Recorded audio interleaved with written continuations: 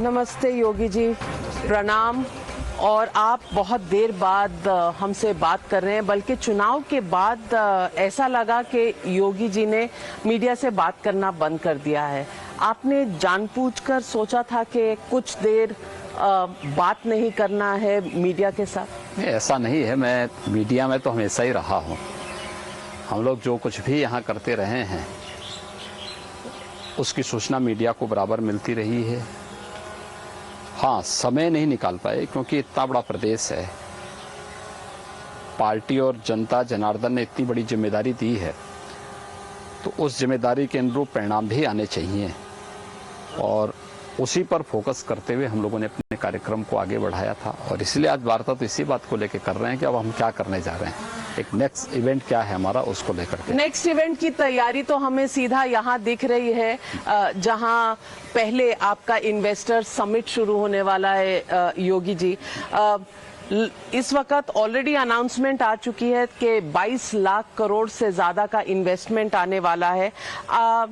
विपक्ष कम से कम उत्तर प्रदेश में ये कह रहा है कि आप हवा बना रहे हैं, निवेश कोई आया ही नहीं इस राज्य में। देखिए, तो 10 फरवरी को जब देश और दुनिया का निवेशक उत्तर प्रदेश में आएगा और यहाँ घोषणा करेगा तो पता लग जाएगा कि उत्तर प्रदेश में निवेश कितना का आया है और इससे क्या संभावनाएं बनने जा रही हैं। देखिए, विपक्ष की सोच हमेशा नकारात्मक रही है। उन्होंने उत्तर प्रदेश के बारे में अच्छा सोचा ही नहीं है और जब अच्छा किया ही नहीं तो अच्छा सोचेंगे भी कैसे। योगी जी, आपने 2021 में पहला इंटरव्यू चुनाव से पहले का एक किया था जिसमें माहौल बनाया था और आपने मेरे एक सवाल पे कहा था, जब मैंने आपसे पूछा था कि उत्तर प्रदेश में कभी कोई मुख्यमंत्री काफी दशकों से दोबारा चुनकर नहीं आया, तो आपने कहा था मैं आऊंगा ना, और वो बहुत वायरल हुआ था आपका कमेंट। आपको पहले से विश्वास था कि आप दोबारा चुन के आएंगे और चुनाव के दौरान कभी भी ये विश्वास थोड़ा सा डगमगाया था? कभी नहीं। देखिए, हम लोगों का आचार और विचार दोनों समान है। जो बोलते हैं वही करते हैं, जो करते हैं वही बोलते हैं। कभी कोई दुविधा नहीं रही और मैंने तब भी कहा था हम दोबारा भी आएंगे और उत्तर प्रदेश की भावनाओं के अनुरूप कार्य योजना बना करके भी रखेंगे। एक तब तस्वीर भी बहुत वायरल हुई थी जहां प्रधानमंत्री ने आपके कंधे पर हाथ रखा था और आप दोनों चल के जा रहे थे। क्या बातचीत हुई थी तब? देखिए, प्रधानमंत्री जी का मार्गदर्शन, उनकी प्रेरणा ही हमारा सबसे बड़ा संबल है और पीएम साहब के ही मार्गदर्शन में, उनके नेतृत्व में ही भारतीय जनता पार्टी और हम सब कुछ परिणाम दे पाते हैं। ये जो कुछ भी परिणाम आपको दिखाई दे रहे हैं ये सब उसी का जो है प्रतिफल है। ये 22 लाख करोड़ की जो इन्वेस्टमेंट की आप बात कर रहे हैं, फिर G20 की काफी मीटिंग्स हैं उत्तर प्रदेश में। आप क्या समझते हैं कि राज्य उत्तर प्रदेश का और देश आगे प्रगति कर रहा है, लेकिन अगर आप पार्लियामेंट चले जाएं तो विपक्ष में ऐसा नहीं नजर आता, बल्कि वेल्थ क्रिएशन जो है उसको ऐसा समझा जाता है कि कोई गलत काम हो रहा है। जिस तरह से विपक्ष पार्लियामेंट रोके हुए है, जिस तरह से राहुल गांधी मित्रकाल का बजट कहते हैं, आप समझते हैं कि इससे निवेश इस देश में और राज्यों में आ पाएगा? देखिए, पिछले 9 वर्ष के अंदर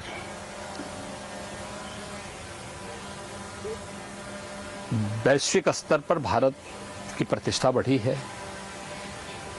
देश के अंदर आम जन के मन में एक नया विश्वास पैदा हुआ है। हर एक क्षेत्र में परिवर्तन हुआ है और इस परिवर्तन को जो भारतीय जनता पार्टी को बार बार मिल रहा जनादेश है, इससे भी देखा जा सकता है। विपक्ष एक नकारात्मक सोच के साथ लगातार कार्य कर रहा है और अफवाह और दुष्प्रचार को अपना माध्यम बनाता है। उनका अपना विकास का कोई एजेंडा नहीं, देश के लिए कोई एजेंडा नहीं, निहित स्वार्थ के लिए देश को बदनाम करना, निहित स्वार्थ के लिए आरोप प्रत्यारोप करना, यही उनका कार्य रह गया है।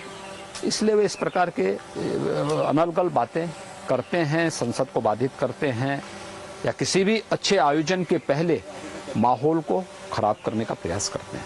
योगी जी, ऐसा नहीं है, विपक्ष का ये कहना है कि जब आप और आपकी पार्टी विपक्ष में थे तो आपका भी यही एक तरह से व्यवहार रहा है, तो इस वक्त विपक्ष पर उंगली उठाना क्या सही है? और दूसरा, मित्र काल का बजट, अमृत काल के बजट की जगह मित्र काल के बजट की आरोप जो लगता है, उस पर आप क्या कहेंगे? देखिए,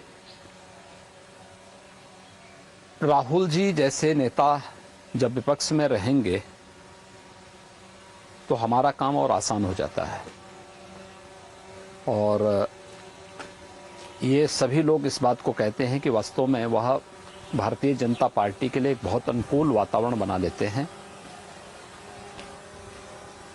देश की आजादी के 75 वर्ष पूरे होने पर 140 करोड़ की आबादी का अमृत महोत्सव की मुख्य आयोजन के साथ जुड़ना, हर घर तिरंगा का कार्यक्रम रहा हो या अन्य आयोजन रहे हों, या अपने आप में हर भारतवासी को उत्साह उमंग के साथ जोड़ना, और आगामी 25 वर्ष की जिस विस्तृत कार्य योजना को लेकर के हम 2047 में जब देश आजादी का शताब्दी महोत्सव मना रहा होगा, उस समय हम कैसा भारत चाहते हैं, यह एक दूरदर्शी दृष्टिकोण देशवासियों को प्रधानमंत्री मोदी जी ने दिया है।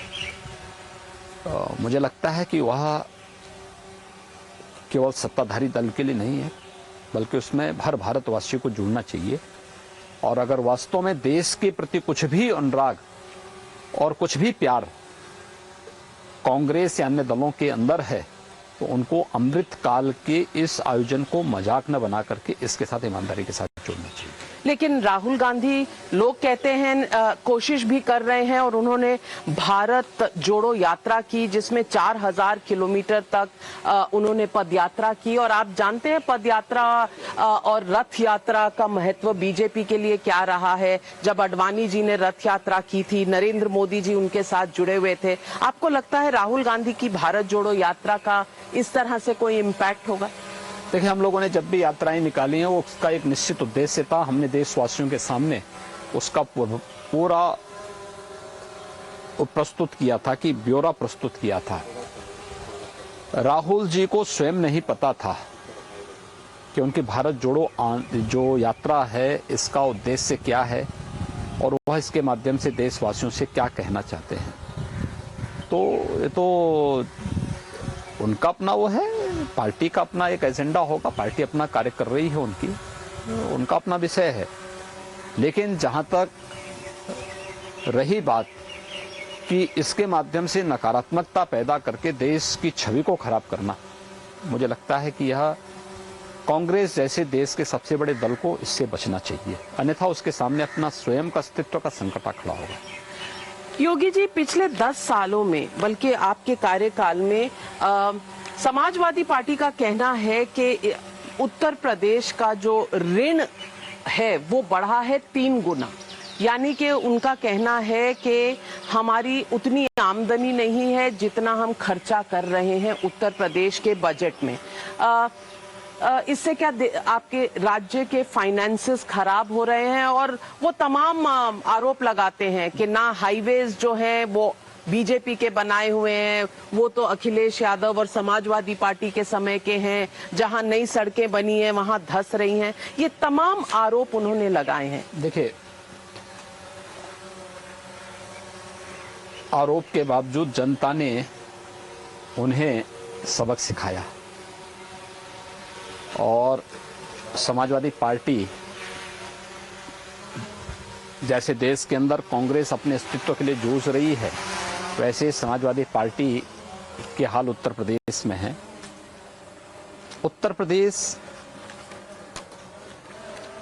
के पास उतना ही ऋण है जो एफआरबीएम की एक सीमा होती है। वित्तीय प्रबंधन उत्तर प्रदेश का आज भी कोविड-19 के बावजूद वह बेहतरीन स्थिति में है, और यूपी 25 करोड़ की आबादी का राज्य है, और रेवेन्यू सरप्लस का राज्य है। आज के दिन पर हमारे पास बड़े से बड़े प्रोजेक्ट को बनाने में हम लोगों को पैसे की कमी नहीं है। जहां तक 17 के पहले और 17 के बाद की तुलना अगर करनी हो, 17 के पहले उत्तर प्रदेश की पहचान गड्ढा युक्त सड़कों के लिए थी। आज गड्ढा मुक्त के साथ साथ यूपी एक्सप्रेस हाईवे के रूप में जाना जा रहा है।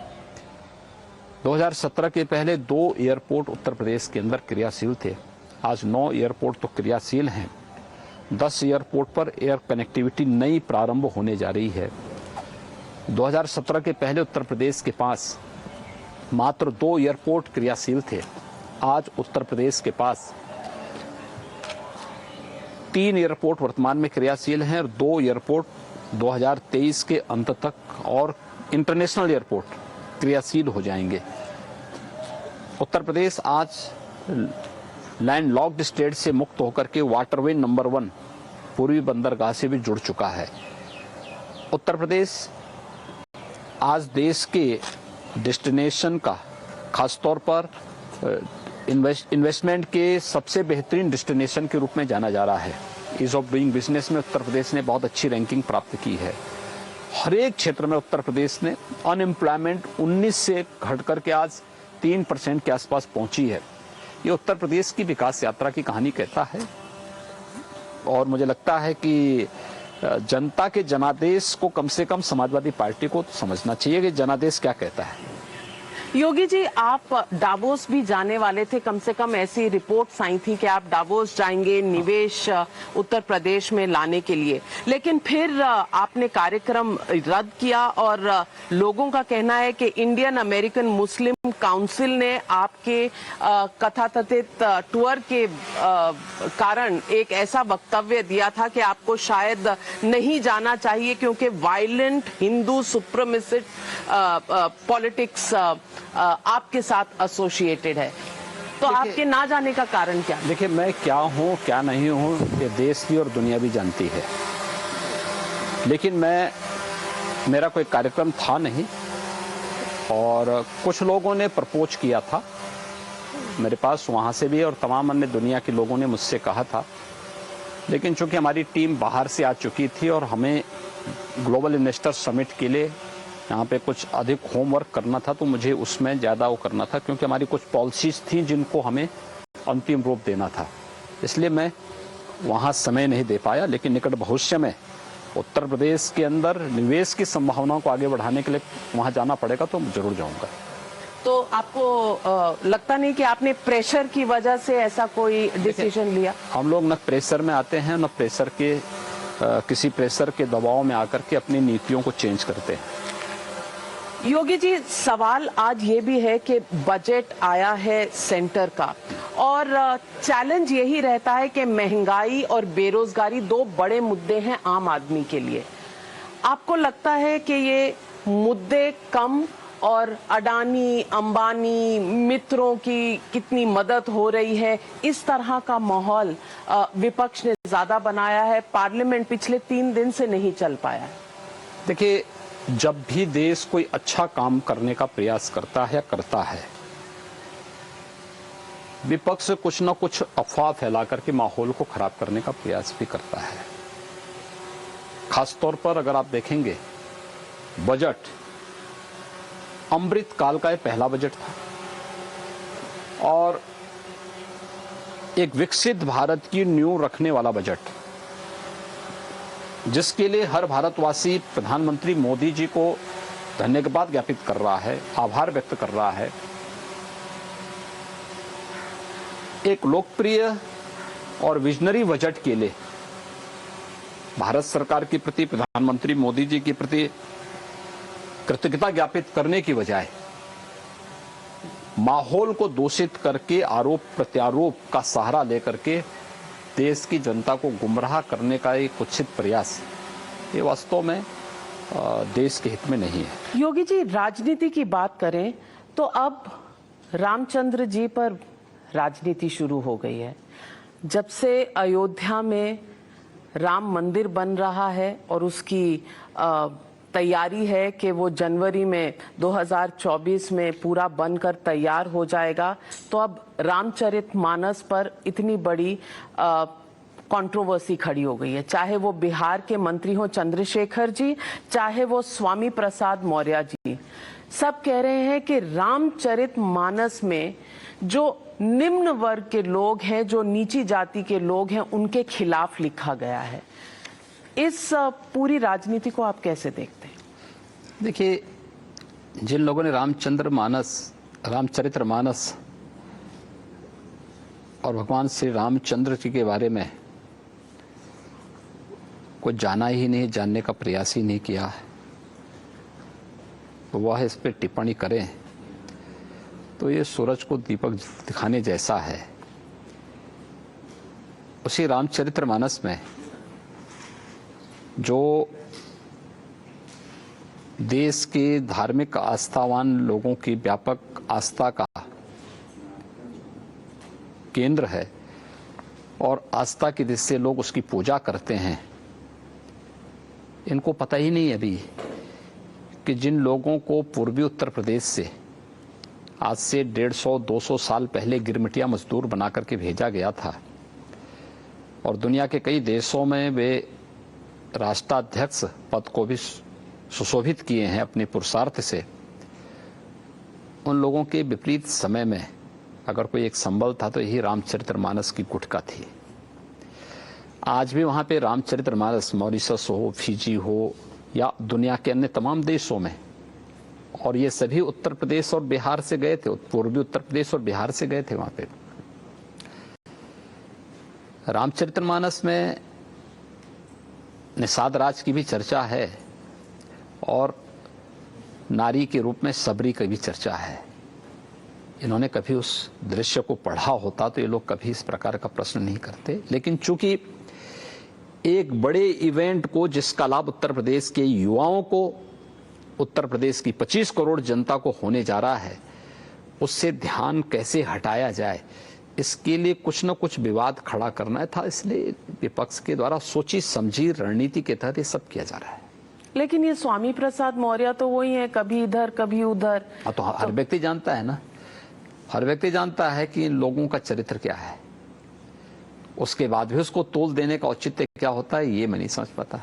क्योंकि अखिलेश यादव जी कह रहे हैं और शायद वो स्वामी प्रसाद मौर्य जी को डिफेंड करते हुए कह रहे हैं कि आपको वो चौपाई पता होगी और आप साइंटिफिक तरीके से धर्म को जानते हैं, तो वो पूछ रहे हैं कि वो जो लाइनें हैं, जो चौपाई है रामचरितमानस की जिस पर आजकल चर्चा हो रही है, उसमें ताड़न का क्या मतलब है? देखिए, जिस मंच पे इसका जवाब देना होगा उस मंच पे उसका जवाब भी देंगे, अवश्य देंगे, लेकिन ये मंच उसका जवाब देने का नहीं है। आमने सामने इसकी चर्चा होगी, जरूर इसका जवाब देंगे। पर आमने सामने आजकल विपक्ष और सत्ता पक्ष कब होता है? अब मैं क्या कर रहा हूं, ये विपक्ष की समस्या हो सकती है, हमारी समस्या नहीं, हम तो हमेशा तैयार हैं। लेकिन आपको लगता है कि कहीं पर भी रामचरितमानस में इस तरह की, देखिए, किसी भी पवित्र ग्रंथ पर कोई प्रश्न नहीं खड़ा किया जाना चाहिए, और फिर ये हिंदुओं के पवित्र ग्रंथों पे कैसे आप लोग खड़ा कर सकते हैं? क्या किसी अन्य मत और मजहब के साथ इस प्रकार की कोई शरारत कर सकता है क्या? आखिर हिंदू आस्था के साथ ही क्यों? लेकिन आज आरएसएस सरसंघचालक जी ने कहा है, मोहन भागवत जी ने, कि ये पंडितों का किया गया है। देखिए, वह व्यवस्था, वह माननीय सरसंघ चालक जी ने जिस परिप्रेक्ष्य में बात कही है वह देश की वर्ण व्यवस्था के बारे में है।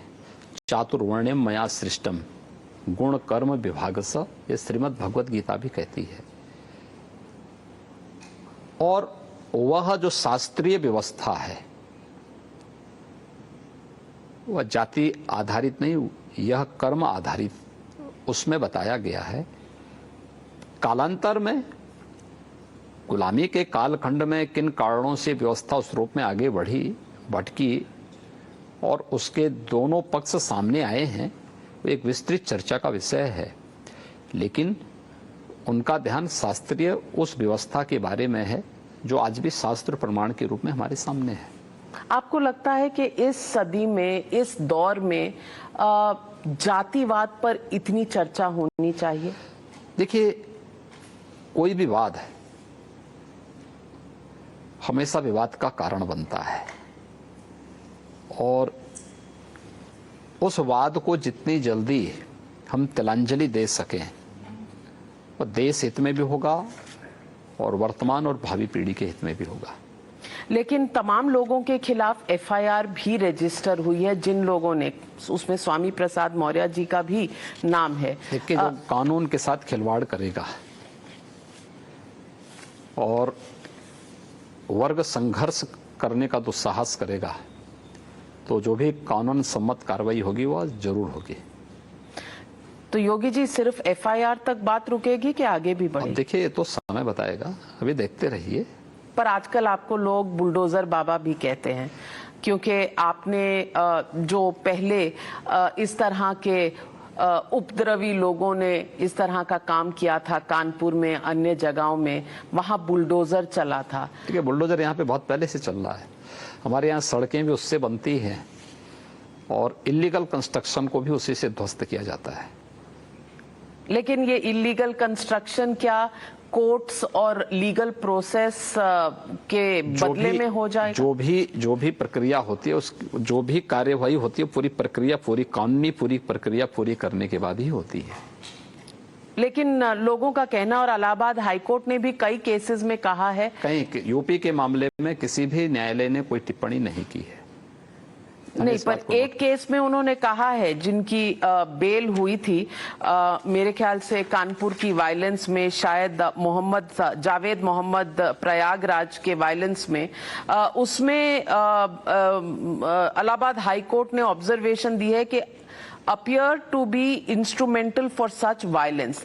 उसके बावजूद विपक्ष जब ये सवाल उठाता है, तो आपको लगता है ये सेक्युलर पॉलिटिक्स? देखिए, सेकुलर कौन है, कॉम्युनल कौन है, एक लंबी बहस का विषय है।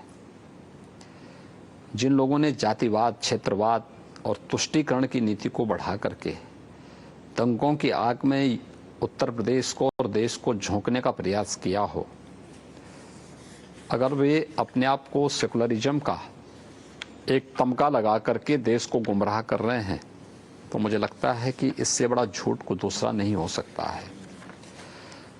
और जो लोग सबका साथ, सबके विकास की बात करते हैं, उनको लोग कॉम्युनल कहें, तो मुझे लगता है कि इससे गुमराह करने वाली बात भी कोई दूसरी नहीं हो सकती है। लेकिन योगी जी, आपने हाल ही में एक स्टेटमेंट दिया था और आपने कहा था कि सनातन धर्म ही राष्ट्रीय धर्म है। मैं फिर बोलता हूं इस बात को, मैं बार बार बोलूंगा इसको, सनातन धर्म ही राष्ट्रीय धर्म है। तो इससे बाकी धर्मों का क्या होगा? हमने किसी का विरोध तो नहीं किया ना। तो राष्ट्रीय धर्म एक होगा तो दूसरे धर्म क्या कहलाएंगे? सनातन धर्म ही एकमात्र ऐसा धर्म है जो सबको जोड़ने की सामर्थ्य रखता है। अयम निज परोवेति गणना लघु चेतसाम उदार चरिता नाम तो सुधैव कुटुंबकम। इसके अलावा, सनातन धर्म के अलावा कोई और नहीं बोल सकता। तो यहां पे कोई ये नहीं बोल रहा है कि मैं बड़ा हूं। कभी नहीं कहा सनातन धर्म ने कि मैं ही बड़ा हूं या जो मैंने कहा वही सच है, ये कभी नहीं कहा। उसने तो कहा कि ये मेरा है, ये तेरा है। ये भाव तो छोटी बुद्धि के लोगों का है। उदार चरित्र के लोगों के लिए तो पूरी दुनिया ही एक कुटुंब है, एक परिवार है। अब इससे विराट सोच और क्या चाहिए विश्व मानवता के लिए। और दूसरा, संकट के समय दुनिया की कौन ऐसी जाति है जिसको सनातन धर्मावलंबियों ने शरण न दी हो और प्रश्रय न दिया हो? कौन ऐसा है? कोई नहीं मिलेगा ढूंढते हुए भी, सबको दिया है। इसलिए हर देश की अपनी एक आत्मा होती है, उसकी एक पहचान होती है। भारत की पहचान उसी सनातन धर्म से है और हमें इस सच को स्वीकार करना होगा कि रिलीजियस डेमोग्राफी एक सच्चाई है और जब भी वह उसमें परिवर्तन होगा तो उसके दुष्परिणाम से देश और समाज को भुगतने की तैयार रहना चाहिए। क्योंकि अगर रिलीजियस डेमोग्राफी नहीं होती तो पाकिस्तान नहीं बनता, अफगानिस्तान नहीं बनता। ये उसी का दुष्परिणाम है और हमें उसके प्रति सदैव सतर्क रहना होगा। पर ऐसे धर्मों का क्या होगा जो भारत में ही जन्मे थे, चाहे वो सिख। मैं क्या कर रहा हूं, सब उसके पार्ट हैं, उससे निकले हुए हैं, उनको हम रोक कर रहे हैं। दूसरा, धर्म और उपासना विधि में अंतर महसूस करना होगा। शेष पंथ, संप्रदाय, मत और मजहब हो सकते हैं। धर्म एक होता है, वह जीवन पद्धति है, वे ऑफ लाइफ है, और वह केवल सनातन धर्म है। शेष पंथ, संप्रदाय और मजहब हो सकते हैं। उनकी एक उपासना विधि है, एक उपासना विधि को लेकर चल रहे हैं। मना किसी को नहीं किया जा रहा है, लेकिन सब भारतीयता के साथ जुड़े, भारतीयता के प्रति कृतज्ञता ज्ञापित करें, भारतीयता के प्रति सम्मान का भाव रखें। तो हिंदुइज्म जिसे कहते हैं वे ऑफ लाइफ, और हिंदुत्व में आप क्या फर्क देखते हैं? देखिए, हिंदुइज्म उसका पार्ट है, सनातन धर्म का एक पार्ट है, उससे अलग नहीं है। और हिंदुत्व भी उसी का पार्ट है। लेकिन हिंदुत्व को जो राजनीतिक रंग दिया गया है, उसको एक अग्रेसिव, एक यह हिंदू ना हार्ड होता है ना सॉफ्ट होता है। हिंदुत्व ही होता है, हमेशा हिंदुत्व ही होता है। तो हिंदुइज्म और हिंदुत्व अलग अलग है? सनातन कोई अलग नहीं है, ये बुद्धि का भेद है। अब आप सनातन धर्म को और वैदिक धर्म को अलग अलग माने, सनातन धर्म को और हिंदू धर्म को अलग अलग माने। हिंदुइज्म कोई धर्म नहीं है, ये उसके नाम हैं। अगर आप सनातन धर्म को माने तो सनातन धर्म का आगे का रूपांतरण वैदिक धर्म है, लेकिन वैदिक में भी वैदिक भी हैं और अवैदिक भी हैं, तो किसी को निकाला तो नहीं गया। हिंदू अगर धर्म बोलेंगे तो उसका एक सांस्कृतिक रूपांतरण है जो हमें एक पहचान दे रहा है, लेकिन हमने किसी अहिंदू को बाहर तो नहीं किया। इस देश की पहली मस्जिद सनातन हिंदू धर्मावलंबी के द्वारा बनाई गई, क्या हम इसको भूल जाते हैं? पहला चर्च किसी हिंदू राजा ने बनाया था, क्या हम इसको भूल गए? क्या इसके प्रति कृतज्ञता ज्ञापित नहीं होना चाहिए?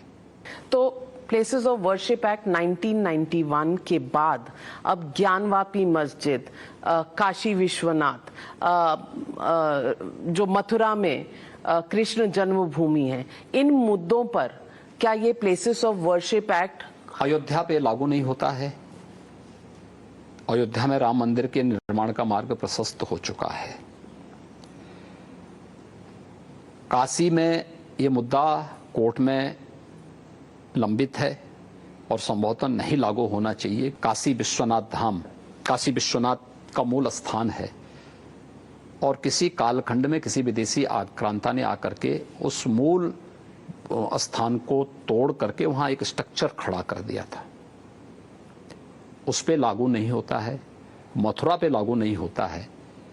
ये उन स्थानों पर जो नए स्थान बने हुए हैं 1991 के पहले के, जो एक व्यक्ति ने लैंड ली या किसी एक मत या मजहब ने या संप्रदाय ने एक लैंड ली, उसमें अपना स्थान बनाया है, उसके पास उसके सारी कागजात मौजूद हैं, कोई विवाद नहीं है, एक्ट लागू हो रहा है, कोई इसका, हर व्यक्ति उसका पालन कर रहा है। तो फिर ये मामला कोर्ट में जाना ही नहीं चाहिए? कोर्ट में जा रहा है, लोग अपनी संतुष्टि के लिए भेजे हैं, अच्छी बात है। तो आप समझते हैं कि अब इसमें कोई चेंज नहीं होना चाहिए? मैं क्या कर रहा हूं, देखिए समय ऐसा कौन सा हो सकता, हम संविधान में इतनी बार संशोधन कर चुके हैं। एक्ट समाज के अनुकूल होता है, देश के अनुरूप होना चाहिए, और एक्ट जो ही बने वह समाज की स्वीकार्यता उसके प्रति होनी चाहिए। तो 91 के एक्ट की स्वीकार्यता आपके हिसाब से है कि नहीं? मैं क्या कह रहा हूं, स्वीकार्यता है भी या नहीं भी, दोनों प्रकार की चीजें चल रही हैं। बना है, अच्छी बात है, संशोधन होना चाहिए, हटा देना चाहिए, समय के अनुरूप परिवर्तन होगा, न्यायालय उसकी समीक्षा भी कर रहा है। आप चाहेंगे कि हट जाए? आने दीजिए ना समय। जो चीज अभी भविष्य के गर्भ में है उसके बारे में पूर्वानुमान लगा देना मुझे लगता है कि जल्दबाजी होगी। बात एक और भी, आपने रिलीजियस डेमोग्राफी की बात की। क्या इसलिए आप उत्तर प्रदेश नेपाल के बॉर्डर के पास जो मदरसे हैं उनकी आपने एक कार्रवाई, उनकी समीक्षा शुरू की है? हम सर्वे कर चुके हैं, हमारी कार्रवाई वहां चल रही है और आज से नहीं चल रही, पहले से ही हमारी कार्रवाई चल रही है और वहां पर हम लोग हर प्रकार की सतर्कता बरते हुए हैं। ऐसा कुछ भी नहीं होने देंगे जो भारत के हित में न हो और वहां पे रहने वाले नागरिकों की सुरक्षा के लिए खतरा पैदा करता हो। लेकिन लोगों का कहना है कि योगी जी एक समुदाय के खिलाफ है। आप 80-20 की बात, ये तो 6 वर्ष के अंदर उत्तर प्रदेश की 25 करोड़ जनता जान रही है कि मैं क्या हूं, हमारी पार्टी क्या है, सब लोग जान रहे हैं। इसलिए बोलने वाले तो बोलते रहेंगे। 17 में जब मैं आया था तब और ज्यादा बोला गया था, आज कम है, लेकिन ये बोलने वाले बोलते रहेंगे। पिछले कार्यकाल और इस कार्यकाल में आप खुद में क्या फर्क महसूस करते हैं? देखिए, मैं जो पहले था वही आज भी हूं। पर समय कुछ तो सिखाता होगा, कुछ ऐसे एक्सपीरियंस जिनसे आपको लगता है कि आपकी जो यात्रा रही है उसमें सोचने का तरीका या कुछ चीजों को एड्रेस करने का तरीका आपने बदला हो? देखिए, कुछ भी हमने नहीं बदला है। जो हम पहले थे वही आज भी हूं। मैं योगी पहले भी था, आज भी योगी हूं, आगे मुझे वही रहना है। इसलिए बदला कुछ भी नहीं है। देखने वालों का दृष्टिकोण बदला होगा और इसलिए उस दृष्टिकोण के अनुरूप हम लोगों को भी अपना दृष्टिकोण बदलना होता है।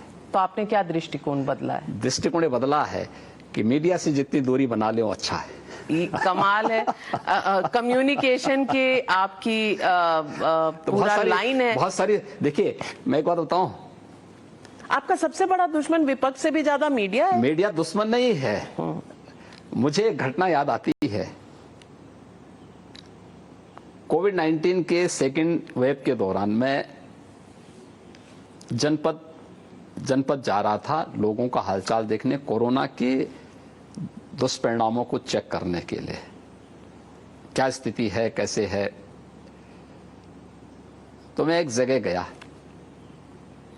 जाता था कि भाई कहां कोविड के मामले हैं वहीं जाऊंगा, जिस गांव में मामले होंगे।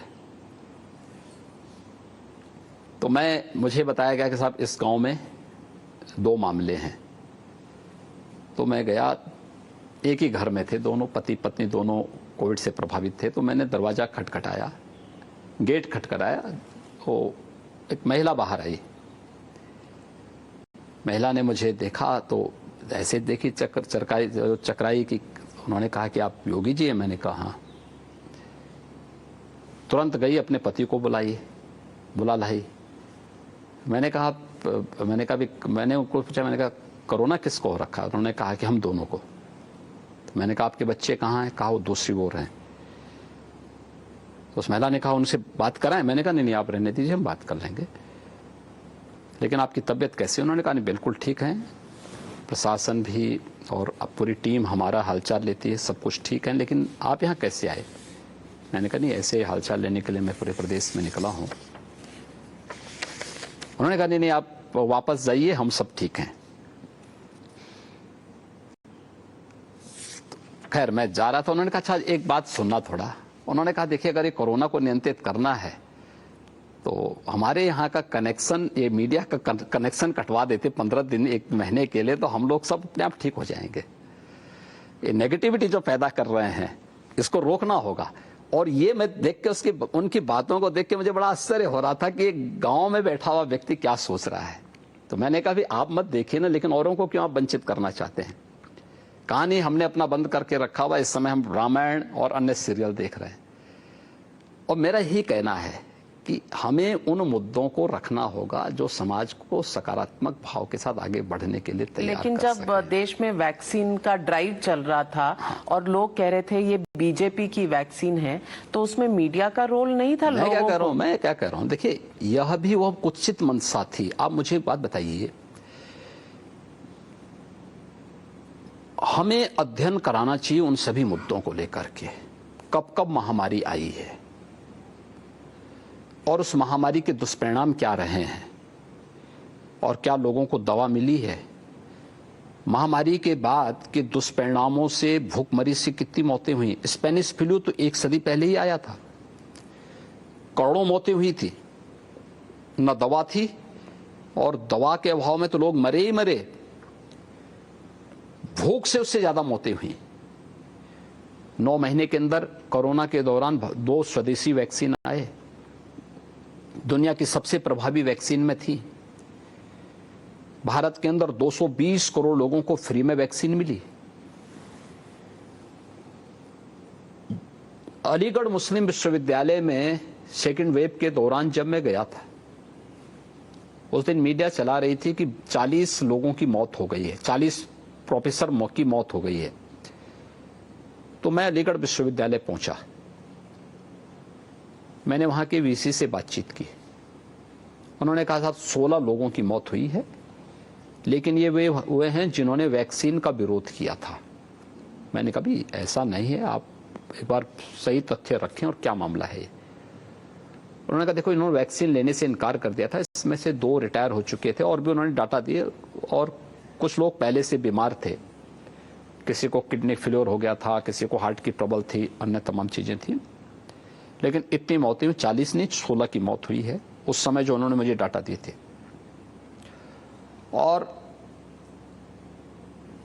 आप मुझे बताइए कि अगर उन सभी 16 लोगों ने भी वैक्सीन ली होती तो हो सकता है कि उनकी जान बच सकती थी। दुष्प्रचार करके हम लोगों के जीवन के साथ खिलवाड़ कर रहे थे कि नहीं कर रहे थे? क्या इतना गैर जिम्मेदार हो जाना चाहिए विपक्ष को कि वह वैक्सीन के साथ बीजेपी का ठप्पा लगाकर, का बीजेपी का ठप्पा लगाइए या मोदी जी का भी ठप्पा लगाइए, लेकिन जनता को ये कहें साहब इसलिए मत लीजिए, या उसको मत और मजहब के साथ जोड़ देंगे। आप जीवन के साथ खिलवाड़ कर रहे हैं कि नहीं कर रहे हैं? इसकी छूट किसने दे दी है? ये गैर जिम्मेदाराना रवैया है या नहीं है? इस नकारात्मकता को रोकना ही पड़ेगा, इसको हतोत्साहित करना ही पड़ेगा, अन्यथा विकास की सारी प्रक्रिया हमारी बाधित हो जाएगी। तो इसमें मीडिया ने बहुत रोल प्ले किया। मैं वही कह रहा हूं ना, जहां सकारात्मक रोल अदा किया है वो अच्छी बात है, लेकिन नकारात्मकता को हर हाल में उसको हतोत्साहित करना होगा। बिल्कुल, इस बात पर कोई मत हो नहीं सकता, कोई मतभेद होना भी नहीं चाहिए, क्योंकि ये पूरा मुद्दा है लोगों की जान बचाने का। योगी जी, मैं गोरखनाथ टेम्पल जहां पर पिछले अप्रैल में किसी ने कोशिश की थी सिक्योरिटी पर्सनल को और मंदिर के अंदर घुस के जो भी करने की, उसी मुर्तजा अब्बासी को जब एनआईए ने केस किया और एनआईए कोर्ट ने मौत की सजा सुनाई है, इस पर भी टिप्पणियां बहुत सारी आ रही हैं और ये राजनीतिक टिप्पणियां हैं कि वो मानसिक रूप से उस पर कोई प्रेशर था, ये जो उसने दोष है उसका उससे कहीं ज्यादा की सजा मिली है। और ये इस तरह के जो स्टेटमेंट्स आए हैं वो कहीं समाजवादी पार्टी, कहीं कांग्रेस, कहीं असदुद्दीन ओवैसी साहब से आए हैं। इन कमेंट्स को आप कैसे देखते हैं? देखिए, मैंने कहा ना, ये हर उस सही घटना को गलत बताने का प्रयास करेंगे जिस घटना को सुरक्षा कर्मियों ने या माननीय न्यायालय ने समयबद्ध ढंग से आगे बढ़ा करके कार्रवाई की हो। अगर एक भी सुरक्षा का कर्मी वहां मार दिया गया होता या एक भी अगर कॉमन मैन के साथ कोई दुर्घटना हो गई होती, वहां पे कोई दुर्घटना हुई होती, कौन जवाबदेह होता? या मंदिर परिसर के अंदर घुस करके जिस कृत्य को अंजाम देना चाहता था अगर वो सफल हो गया होता तो उसकी क्या स्थिति होती? उसके बाद की स्थिति कौन संभालता? फिर तब तो दोषी ठहराते ना सबको। अगर उसको पहले स्टेज में कंट्रोल करके और उसको न्यूट्रलाइज किया जा रहा है या उसको हर हाल में नियंत्रित करके और न्यायालय उसको एक समयबद्ध तरीके से सजा दिला देती है, ये तो संसद के हमला करने के मुख्य अभियुक्त को भी अगर कोर्ट फांसी की सजा देती है तो उसको अंतिम समय तक लटकाने से कैसे रोका जाता है, ये दृश्य तो पूरे देश ने देखा है जी। लोग कब चाहते हैं कि इन अपराधियों को सजा मिले? इनकी संवेदना देश के कॉमन मैन के प्रति नहीं होती है, इनकी संवेदना ऐसे ही तत्वों के प्रति होती है जो समाज विरोधी और राष्ट्र विरोधी गतिविधियों में लिप्त हैं।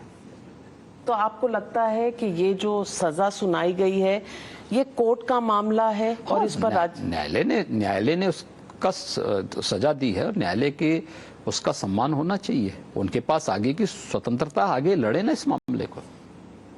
योगी जी, लोकसभा चुनाव की तैयारियां देश भर के राज्यों में हो रही है। उत्तर प्रदेश में आपकी पहल क्या होगी? 80 सीटें उत्तर प्रदेश से आती हैं और आपको क्या लगता है? उत्तर प्रदेश 2019 से बेहतर परिणाम देगा। उत्तर प्रदेश की जनता प्रधानमंत्री मोदी जी के साथ में है और प्रधानमंत्री मोदी जी के नेतृत्व में पूरा विश्वास करती है। 2014, 2017, 2019, 2022 में जिस प्रकार से उत्तर प्रदेश की जनता ने पूरी ईमानदारी के साथ उत्तर प्रदेश के अंदर हुए परिवर्तन के प्रति कृतज्ञता ज्ञापित करके प्रधानमंत्री मोदी जी के नेतृत्व को स्वीकार किया है, 2024 में उससे भी बेहतर परिणाम देगी। लेकिन योगी जी, सवाल ये भी उठता है कि विपक्ष कहीं ना कहीं इस कोशिश में है कि रीजनल पार्टीज जो हैं वो मिलकर एक ऑपोजिशन खड़ा करें। हालांकि विपक्ष की एकता कहीं ना कहीं डगमगाती हुई नजर आ रही है, लेकिन अगर ये एकता हो जाए तो शायद कोई चैलेंज हो। 2019 में लोग करके देख चुके हैं, सारी एक्सरसाइज पूरी हो चुकी है। सपा, बसपा, कांग्रेस, लोक दल सब तो एकजुट होकर के चुनाव लड़े थे, कोई अलग नहीं था। राहुल गांधी आपको लगता है चैलेंज कर सकते? तब भी थे ना, 17 में तो 2 लड़कों की जोड़ी थी यहाँ, जनता ने तब भी सबक सिखाया था। और इस बार तो भारत जोड़ो यात्रा के बाद, चाहे वो कोई भी किसी भी प्रकार की यात्रा के बाद आए, जनता उन्हें जिस रूप में पहचान बना चुकी वही पहचान बनी रहेगी जीवन भर। क्यों? तो जनता कई बार चांस देती है। तो मैंने कहा ना, तो जनता दे चुकी है जी, देख चुकी है। लेकिन उन्होंने अपनी भारत जोड़ो यात्रा के बाद कश्मीर में काफी विपक्षी दलों को बुलाया था, कोई साथ पहुंचा नहीं। ये क्या मैसेज देता है? यूपी के अंदर भी यही हुआ था, कहीं कोई जाना नहीं चाहता है। हर व्यक्ति को मालूम है कि डूबती नाव में सवारी करने का मतलब स्वयं भी डूबना। तो राहुल गांधी आप समझते हैं डूबती हुई नाव? कांग्रेस तो कम से कम देश की जनता इसी बात को मानती है। तो योगी जी, मैं ये भी पूछना चाहती हूं कि आपके अपने राज्य में विपक्ष अगर देखा जाए, अभी हाल ही में मुलायम सिंह जी के देहांत के बाद हम मैनपुरी गए थे। अखिलेश जी का कहना है उस पूरे एरिया में जितने वहां पर स्टेडियम बने, जितनी अस्पताल बने, उनमें कहीं पे भी किसी भी चीज को तवज्जो नहीं दी जा रही, बल्कि मेंटेनेंस का काम भी नहीं होता। आपको लगता है कि ये भी नकारात्मक हो सकता है? क्योंकि जनता का क्या दोष? देखिए, हमने कोई भेदभाव किसी को नहीं किया है। सवाल ये है कि एक गांव में सब कुछ आप बना दें और वहाँ खिलाड़ी ना हो, कोई जाना नहीं चाहता हो, हमें कितनी मशक्कत करनी पड़ती है सिपाही आप ग्रामीण चिकित्सा संस्थान को संचालित करने के लिए, कोई डॉक्टर जाना नहीं चाहता, हमें वहां अतिरिक्त भत्ता देना होता है, अतिरिक्त रूप से बाहर से लोगों को भेजना होता है कि भाई आप जाइए, रुकिए, वहां कोई जाना नहीं चाहता है। क्यों? सवाल ये है कि एक गांव में आप सारी सुविधाएं दे दें और अन्य अगल बगल कुछ न दें, न वहां की कनेक्टिविटी, न वहां की कोई बेहतर व्यवस्था, न वहां पेशेंट ही आएंगे उतनी बड़ी पैमाने पर। हर एक चीज का औचित्य होता है, कहां पे कौन चीज खोली जानी है। वहां एक मेडिकल कॉलेज बन सकता था, मेडिकल कॉलेज को आप बेहतर तरीके से आगे बढ़ा सकते थे अगर वो चीजें शुरू से चलती। अब तक वहां अच्छी फैकल्टी तैयार हो गई होती, एक ट्रेन्ड मैन पावर उनके पास हो गया होता, कभी नहीं हो पाया। एम्स की तर्ज पर विकसित करने का प्रयास कर रहे थे, लेकिन न इंफ्रास्ट्रक्चर ही दे पाए, न फैकल्टी ही दे पाए। और परिणाम क्या है कि इतनी मशक्कत के बावजूद भी हम लगातार फंड दे रहे हैं, हम लगातार वहां पैसा दे रहे हैं, लगातार वहां पे बाहर से लोगों को भेज रहे हैं कि भाई आप जाके चलाइए उसको, कोई तैयार नहीं होता जाने के लिए। तो अखिलेश यादव जी के जो आरोप है उन पर, अब सवाल ये कि उनके आरोप के क्या बोलना, तो हर एक चीज के लिए आरोप ही लगाने के अलावा बाकी उनके पास बचा क्या है? AIMPLB जो all India Muslim personal law board है, वो कहता है कि यूनिफॉर्म सिविल कोड की कोई जरूरत नहीं है। आप समझते हैं टाइम आ गया है इस देखिए, जब समय आएगा सभी लोग सहमत होंगे और सभी की सहमति से आगे बढ़ेगा।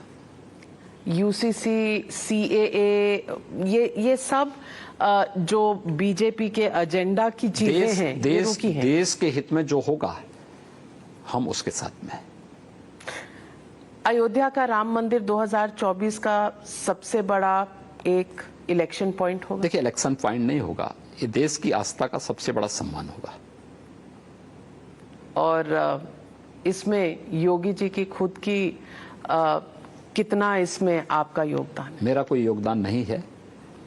यह देश के 140 करोड़ की भावनाओं का सम्मान है, और जिसमें देश के 140 और दुनिया के 100 करोड़ हिंदुओं की आस्था का सम्मान है, उसमें हमारा भी सम्मान है।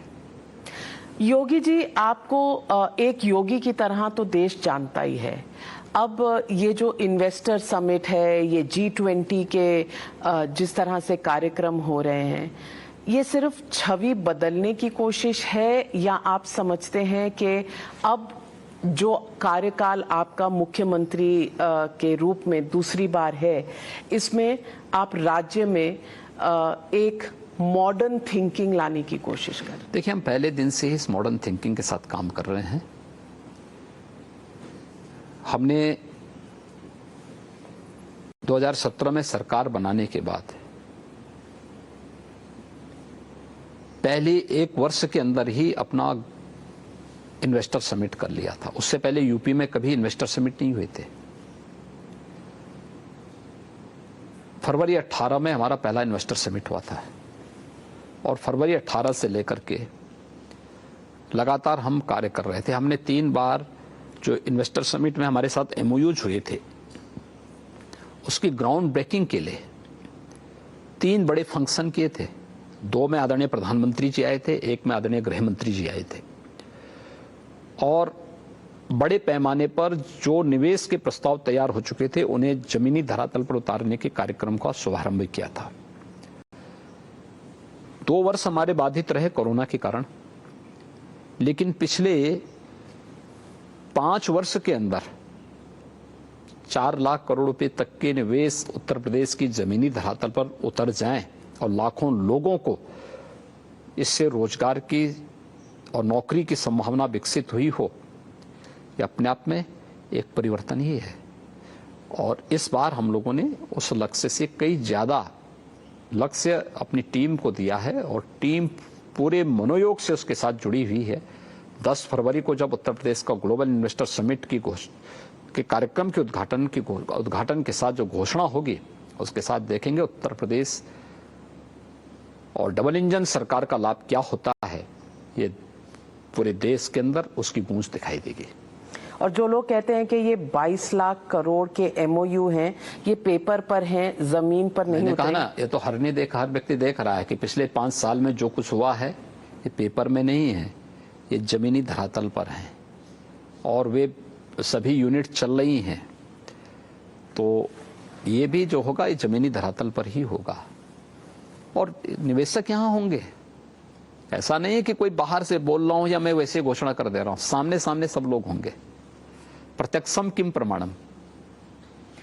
योगी जी, आपसे बात करने में हमेशा बहुत अच्छा लगता है, लेकिन इस बार आपने 1 साल चुप्पी रखी। चुनाव के बाद आपने पहली बार आज बात की। उम्मीद करते हैं कि अगली बार इतना समय नहीं लगाएंगे, और जल्द पब्लिक के सवालों का जरूर जवाब देने के लिए हमें मौका दें। जरूर, धन्यवाद। नमस्कार।